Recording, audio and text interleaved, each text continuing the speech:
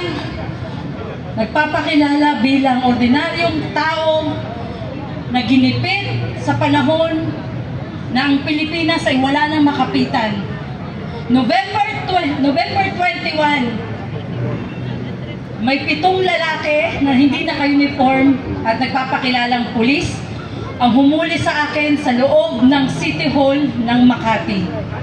At nagpapakita sila ng papel na isang red notice. Ako daw ay wanted ng Interpol. Sinabi ko sa kanila, mga sir, pasensya na tayo. Baka hindi po kayo nakapag-aral ng batas na ito. Wala pong karapatan ng Interpol sa akin. Ngayon, kung gusto niyo po akong dalhin niyo po muna ako sa 16th floor.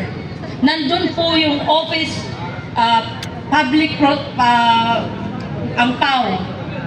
Pagdating ko po doon sa opisina namin ng prosecutor, ang sinasabi nitong 7, hindi po pwede. O sige, dalhin niyo po ako sa 15th floor. Nandun naman po yung RTC. So that is Regional Trial Courts. Hindi lang isang korte, maraming korte. Hindi nila ako binigyan ng pagkakataon. Ako daw po ay nahanap na ni General Torre at ni Lacanilaw. At gusto po nila akong dalhin kong diretso. From the elevator, dinala ako sa krame.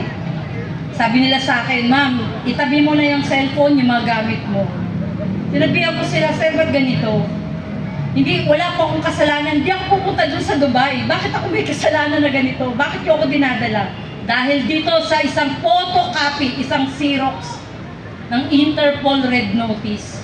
At yung Interpol Red Notice na yan, ay may, kung titignan nyo, ako daw po ay may niloko sa Dubai na isang Arabo at hiningihan ko ng pera, pambili ng condominium. Very impossible. Dahil ako po ay hindi pumunta ng Dubai at hindi nang hingi ng pambili ng condominium. At pagdating ko po sa harapan ni General Torre, nagpapalakpakan itong magagaling nating mga pulis. Kasama na po isang Colonel Red at isang Colonel Rosales at si Major Visco at 6 sa kanyang mga tao. Bigyan daw po na magandang posisyon, bigyan, dahil nahuli na daw ako. Sabi ko, wala naman po kung kasalanan dito sa Pilipinas, wala akong warrant of arrest. Bakit ganito? Ikulong daw po ako. Pinabayaan ko silang gawin ang lahat. Dinala nila ako sa opisina ni General Torre at doon ako ay 6 na araw na kinulong. Tumawag ako kay Attorney Persida Acosta. Humingi ako ng tulong. Sabi ko, Attorney, ako po ay naka-illegal detain dito. At sinasabi nila, ako daw po ay kailangang maghintay ng eroplano, either papunta ng Dubai or papunta ng ICC. Lalo na nagkaloko-loko ang mga impacto. Dahil unang-una, wala po kasalanan sa ICC. At hindi ako pupunta ng Dubai. I have no chance. Wala akong pwedeng gawin. Tumahimik ako. Dumating ang 2 abogado ni Persida Acosta. At sinabihan si General Torre, ilalabas nyo si Miss Rochelle o papailan ko kayo ng illegal detention or arbitrary detention. At pagkatapos nun, hindi na nila alam gagawin ni General Torre. Pinatawag na naman niya ako dun sa kanyang lamesa. Kami daw ay mag-agahan. At sa pag-aagahan daw na yon, sabi niya, tutulungan niya ako para mapailan daw kung sino yung nagre-reklamo sa akin. Gumawa sila ng papel na ako ay sumusuko, hindi daw po ako hinuli. Sumuko daw po ako sa kanila at humihingi ng tulong. Di ba? Anong kalokohan yan? Hindi ganun ang nangyari. Ganyan kayo gagaling, gumawa ng kwento. Ano to? Ako nga ganito, babae, binitbit nyo ng ganun lang.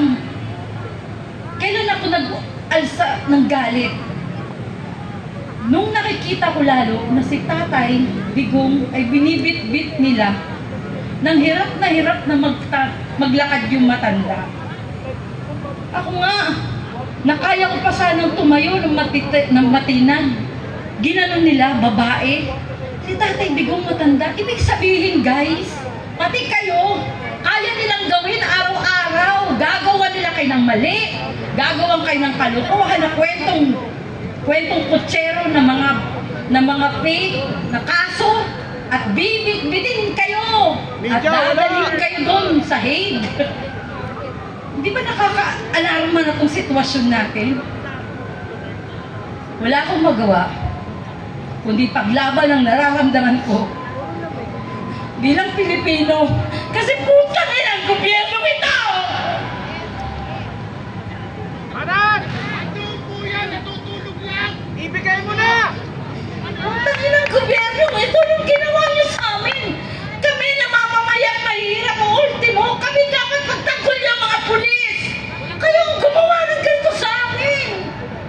Araw-araw, mga kababayan, ako ay nagtatakot sa kalagayan ng pamilya ko. Binabalik-balikan nila kami sa bahay ko. Mga video, walang At sinasabi sa amin, walang cover eh. tanggapin nyo na kung ano inaalam namin. Pero yung iba wala eh. Ano bukas? Lalo yung si Kupal. Sa makalawa, eto na lang tayo. Bongbong, ano ba to? Hindi ito presidenteng binoto ko! Mga! Hiyang-hiya ako! Bongbong, saan? Araw-araw tayong ganito, natatakot sa mga taong yan, imbis na kayo magtanggol sa amin. Natatakot na may magsalita rito. Uy, naisip ko maya't maya habang tumatakbo ako dyan, habang nagmamaneho ko. May papatay na lang sa akin. Sinong kalaban ko? Si General Torre na walang katakot-takot. Siyang batas? Hindi niya iniisip may konstitusyon tayo. Bakit siya nasusunod dito? Bakit pa siya nasusunod? Hindi ito ang gusto namin. Ang ginusto ng Pilipino, ng nakararaming Pilipino, ang progresibong Pilipinas. Kinawawa niyo ng mga OFW. Wala. Hindi na rin usapin dito ang si Presidente Duterte. Si Presidente Duterte ay simbolo lang natin. Ano pa mangyayari kung araw-araw ganitong ginagawa sa atin? Hindi ko alam kung hanggang saan ako paglalaban. Hindi ko alam. Pero ang ginagawa ko nila, pinipilit ko magsalita. Ipinapaalam ko sa bawat isa sa inyo na ako ginanito. Pati kayo, araw-araw po pwede. Hindi ako nagdadrama dito. Hindi ko kailangan yan. Wala akong pera, wala akong piniratago. Kahit ngayon, patayin niyo ako. Ano pa mawawala sa isang katulad ko? Binusapos nyo na ako eh. Nilagay nila ako sa kwarto nila. At bawat darating, tinuturo ako. Nadalhin ako sa Hague. Na naghihintay na ako ng aeroplano para dalhin doon. Natutulog ako sa opisina ni General Torre na ang nakasahig lang sa akin ay karton. 6 na araw, 6 na gabi yun. Pero sila, yung mga nandyan sa CIDG, kakapal na mukha. Kung tumingin sa'yo, kala mo ikaw ang may utang na loob sa kanila. Hindi ko na alam saan ako pupunta. Hindi ako nanghihingi ng pera kahit kanino. Ang hinihingi ko sa inyo ay paglaban niyo ang pagka-Pilipino ninyo. Wala na tayong pag-asa. Ayokong mawala ng pag-asa ang mga anak ko. Ayokong mawalan kayo ng pag-asa. Lumaban tayo. Ipaglaban natin ang kasarinlan natin. Ang pinaglaban ng mga Pilipino noon.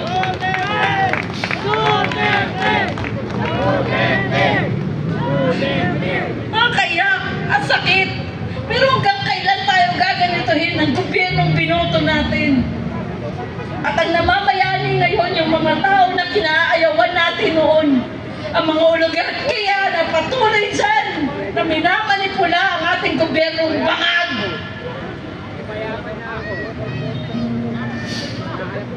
Alam niyo mga kababayan, masakit. Pero wala na tayong magagawa. Kailangan na natin magsalita. At sa pagdating ng eleksyon na to, pilitin ninyo, ipasok ang Duterte natin. Ito na lang pag-asa para makaabot si Sara. Tama! Laban natin ang Duterte. Bawat ibang away.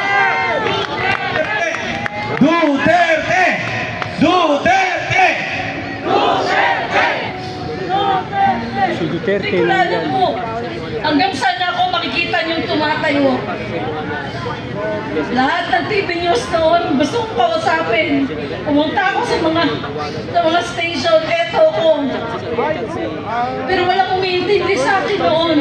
Maliban sa mga vlogger. Salamat sa inyo. Lalo na kay Kayo. Humingi ako ng pasalamat dahil binigyan nila ako ng pagkakataon na magsalita. At ngayon, eto ko.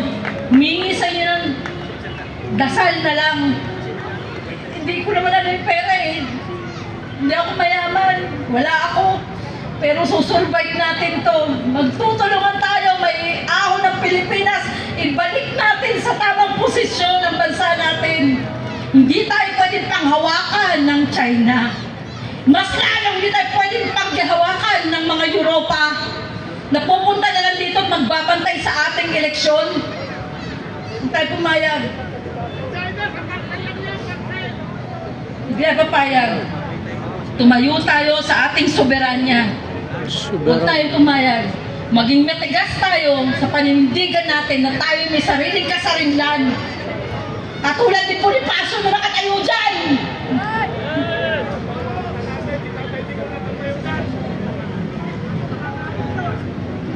Mga kababayan, ang pag-asa na lang natin ay ang darating na eleksyon. At ang 10 yan, aranawa, bigyan pa tayo ng may kapal, na i-bless sila, at ang pusin na panghawakan na panindigan ng katotohanan sa ating bansa. Wala na pag-asa pag hindi pa tayo gumalaw. Sabihin natin sa ating mga pamilya, iboto ninyo straight Duterte. Hindi ko alam, hindi ako nag-practice, hindi ako pupunta ako sa harapan ninyo. Pero makikita ninyo, nandun na tayo, in-entertain na tayo ng media. Salamat sa mga social media, influencer, kay Ma'am Yumi, kay Sir Kayo, binigyan niyo ako ng time. At binigyan na tayo ng panahon ng Philippine Star, nandun tayo sa Philippine Star. Ipakulong natin yan, si Torre. Ipakulong natin yan si General Torre. Dapat doon! Di ba hindi siyang batas? Hindi siya may-ari ng Pilipinas.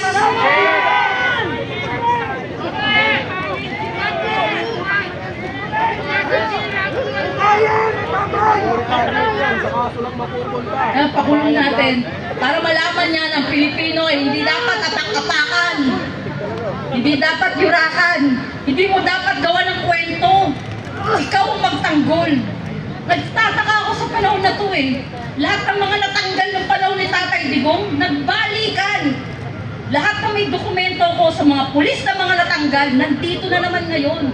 Eh di ba congratulations? O di ba? Pinatanggal nga ni Tatay Digong, ang daming history. Ito naman si Marcos, ay welcome.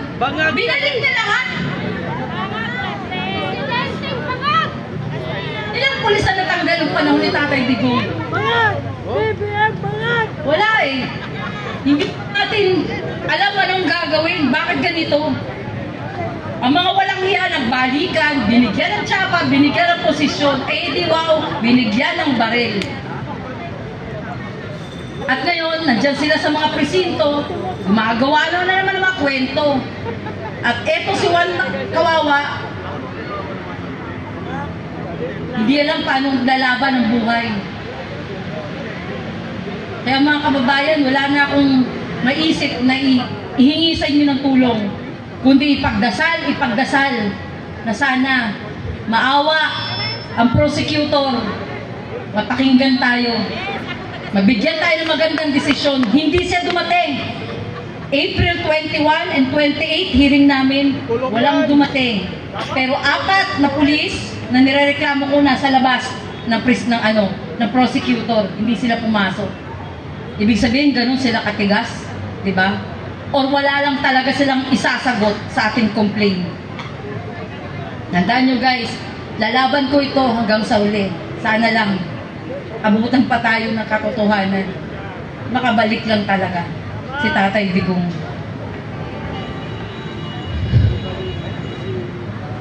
Di ko alam kung nasa ng kalaban ko eh. Sabi ko nga, baka bigla ko yung sniper dun eh. Pero tandaan niyo, pag ako nawala, alam niyo na sino nga hanapan. Diba? Sino nga hanapan natin? Hanapan natin si Diwata.